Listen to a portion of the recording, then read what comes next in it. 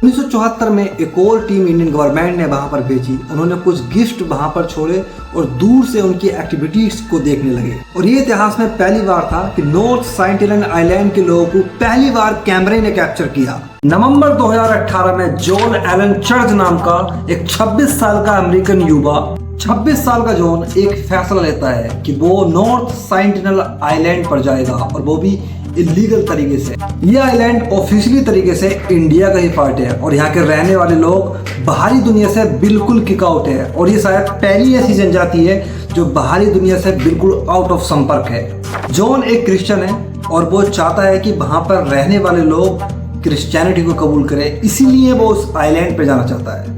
इस आइलैंड के पास एक और आइलैंड है। जॉन पहले वहां पर जाता है और वहां पर जाने के बाद एक लोकल मछुआरे को 25,000 की रिश्वत देता है और उसे कन्विंस कर लेता है उस आइलैंड पर जाने के लिए। 14 नवंबर 2018 को ये लोग रात के समय में इस सफर पर निकलते हैं। ये अपने साथ एक कैमरा, कुछ सूखी मछली, एक फुटबॉल और एक बाइबल साथ ले जाते हैं ताकि एज ए गिफ्ट उन लोगों को ये दे सके। 15 नवंबर 2018 को ये लोग उस आइलैंड पर पहुंच जाते हैं। जैसे ही उस आइलैंड पर पहुंचते हैं वहाँ देखते हैं कि एक पास घर में से कुछ औरतों की आवाज आ रही है।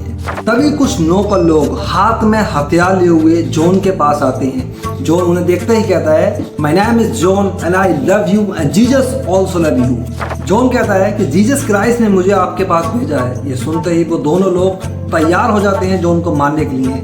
जॉन वहां से भागकर दोबारा नाव के पास पहुंच जाता है। कुछ घंटे बाद जॉन दोबारा कोशिश करता है वहां पर जाने की, लेकिन दूर से जॉन देखता है कि 6 लोग जॉन के ऊपर चिल्ला रहे हैं, लेकिन भाषा एक दूसरे की किसी को समझ नहीं आ रही है। आज के दिन पूरी दुनिया में कोई भी ऐसा शख्स नहीं है जो उन लोगों की भाषा समझ सके, सिवाय उन लोगों के। जॉन को जो समझ आता है वो उसको दोहराने लगता है। ये सुनकर वहाँ के लोग हंसने लगते हैं। जॉन अपनी डायरी में लिखता है कि ये शैतानों का आइलैंड है जिन्होंने जीसस क्राइस्ट का नाम तक नहीं सुना। जॉन अपनी डायरी में आगे लिखता है, वो कहता है, मैं मरना नहीं चाहता, लेकिन शायद ये मेरी जिंदगी का सबसे बड़ा लक्ष्य है। ये जीसस क्राइस्ट का मैसेज है उन लोगों तक पहुंचाना है। 16 नवंबर 2018 को जॉन तीसरी बार इस आइलैंड पर जाता है, लेकिन वापस कभी नहीं आ पाता।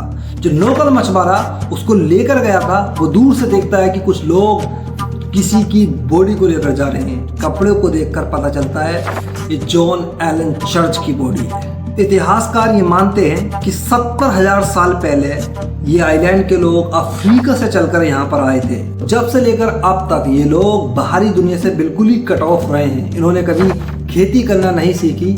इनके अंदर अभी भी ह्यूमंस रेवोल्यूशंस नहीं आ पाया है पूरी तरीके से। लेकिन आज के इस समय में ये आखिरी जनजाति है जो दुनिया से 70,000 साल पीछे जी रही है। जब बाहरी दुनिया के लोगों ने इनसे कांटेक्ट बनाने की कोशिश की है तो सामने वायलेंस का ही सामना करना पड़ा है। आजादी के बाद इंडियन गवर्नमेंट ने इन लोगों से काफी बार कांटेक्ट करने की कोशिश की है। 1967 में आलोकनाथ पंडित जो एक भारतीय थे, वो पहले ऐसे भारतीय थे जो इस आइलैंड पर गए। इनके साथ 20 लोग और गए थे, लेकिन वहां पर इन्हें एक भी शख्स नहीं मिला। इन्होंने कुछ सामान गिफ्ट के तौर पे वहां छोड़ दिए, जैसे कोकोनट, मट्टी की कढ़ाई, मट्टी की हांडी और एक हथौड़ी वहां पर छोड़ दी।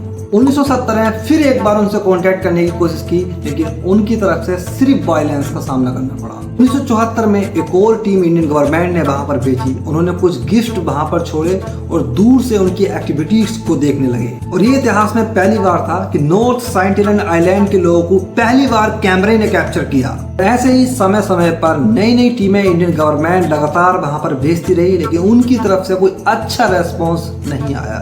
फरवरी 2019 में इंडियन गवर्नमेंट ने कंप्लीट तरीके से इस आइलैंड पर बैन लगा दिया। 2019 के बाद कोई भी टीम उस आइलैंड पर नहीं भेजी गई। आपका क्या कहना है इस आइलैंड के लोगों के बारे में? क्या इनसे दोबारा से कांटेक्ट करने की कोशिश की जाए या इनसे दूरी बना ली जाए, इनको इनके हाल पर छोड़ दिया जाए? हमको कमेंट बॉक्स में कमेंट करके जरूर बताएं। जब तक के लिए जय हिंद।